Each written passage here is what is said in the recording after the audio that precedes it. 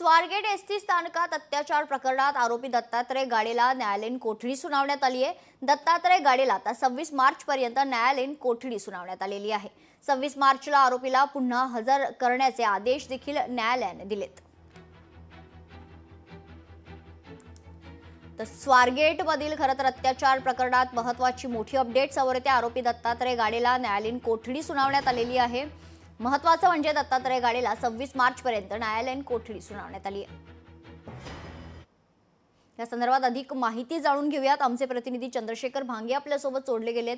चंद्रशेखर, काय सांगाल, काय अधिकची माहिती आहे? मोठी अपडेट समोर येते, दत्तात्रय गाडेला आता 26 मार्च पर्यंत कोठडी सुनावण्यात आली। नक्कीच ही न्यायालयीन कोठडी असणार आहे। आरोपी दत्ता गाडेला काही वेळापूर्वी पुण्यातील शिवाजीनगर न्यायालयामध्ये हजर केलं होतं। आपण पाहिलं की खरं तर 26 तारखेला पुन्हा दत्ता गाडे याला शिवाजीनगर न्यायालयामध्ये हजर करतील। 12 दिवसाची त्याला पोलीस कोठडी मिळाली होती आणि या 12 दिवसाच्या पोलीस कोठडीमध्ये पोलिसांनी सखोल तपास केलेला आहे।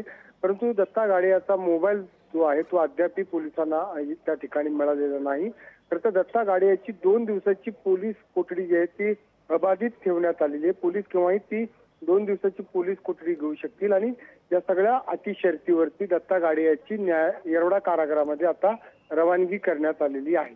निश्चित, धन्यवाद चंद्रशेखर आपण दिलेल्या सविस्तर माहितीसाठी। आरोपी दत्तात्रय गाडेला खरं तर न्यायालयीन कोठडी सुनावण्यात आलेली आहे आणि 26 मार्च पर्यंत ही कोठडी असणार आहे। लोकशाही मराठी ऐका, पहा, जागरूक रहा।